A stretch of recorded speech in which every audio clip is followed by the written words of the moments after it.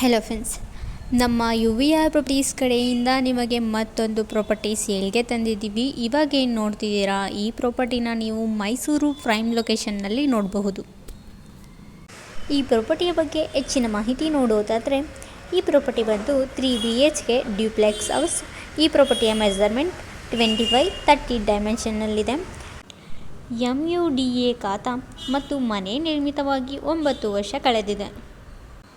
100 feet ರಸ್ತೆಗೆ ಹತ್ತಿರ, Triveni super market very near.